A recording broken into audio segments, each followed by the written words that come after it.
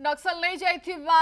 Ton ton रो ए जो विस्फोरक सामग्री थिला 70% मिली बाकी 30% अधिक कुआड़े जाइछि ताकु नेकी ऑपरेशन एबे भी जारी रही खोजिबा पई बड़ ऑपरेशन चली पड़ोसी राज्य रे भी सहयोग निया जाउछि विस्फोरक न मिलबा पर्यंत ऑपरेशन जारी रहिबो किछि सामग्री गतकाली उद्धार होइतिबा बेले आहुरी अनेक विस्फोरक सामग्री उद्धार करबा पई उद्यम जारी रही एवं सुंदरगढ़ बांको पथर खनि सशस्त्र माओवादी द्वारा विस्फोरक गाड़ी लुट हेबार 3 दिन पर सरंडा जंगल तिर्लीपोशी गतकाली किछि लुट विस्फोरक संधान मिलता तिर्लीपोशी जंगल में सर्च ऑपरेशन चलता बेले जवान माने लुट होइतिबा विस्फोरक संधान पाइथिले जवान को देखिबा मात्रे जंगल में लुचिथिबा माओवादी माने सुरक्षाकर्मी उपरकू गुलीमाड़ करथिले 1 घंटा धरी सुरक्षा बाहिनी और माओवादी भितर गुली विनिमय होइतिला। इस संपर्क में ग्राउंड जीरो अधिक अपडेट देउछंती प्रतिनिधि अविनाश शर्मा। ग्राउंड जीरो रे कनक न्यूज झारखंड राज्यर जो सरंडा जंगल रही जोटा होची एशिया महादेश रो सर्वबृहत शाल जंगल आई जंगल ही होची माओवादी हब आपण देखि पारुथबे विस्तृत जंगल जुआड़े देखिबे केवल जंगल ही जंगल आई जंगल मध्य रही माओवादी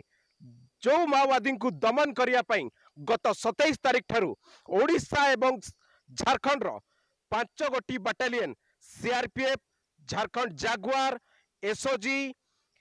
डीबीएफ रो टीम एमाने लगातार भाबरे ऑपरेशन जारी रखिचंती एवं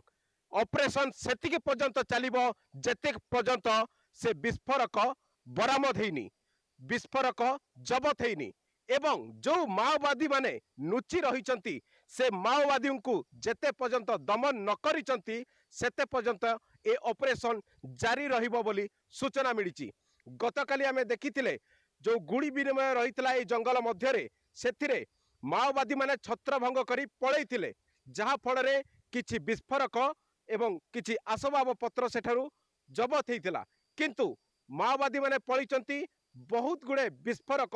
जहाँ 27 तारिख केबलांग थाना बांक पथर खनि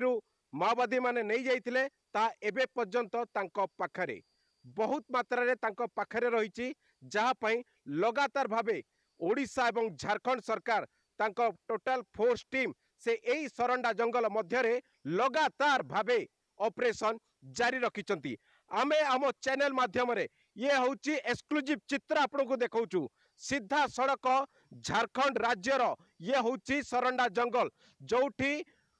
ऑपरेशन जारी रही एवं इतिसह लगातार भावे दिन तमाम आमे आपण को एई ऑपरेशन ताजा खबर पहुंचाउथबु। सरंडा जंगल रु अविनाश शर्मा कनक न्यूज।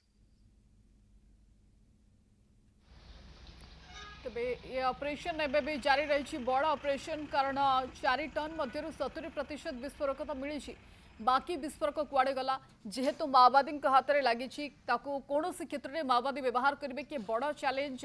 ताकू नहीं कि जो बड़ ऑपरेशन जारी रही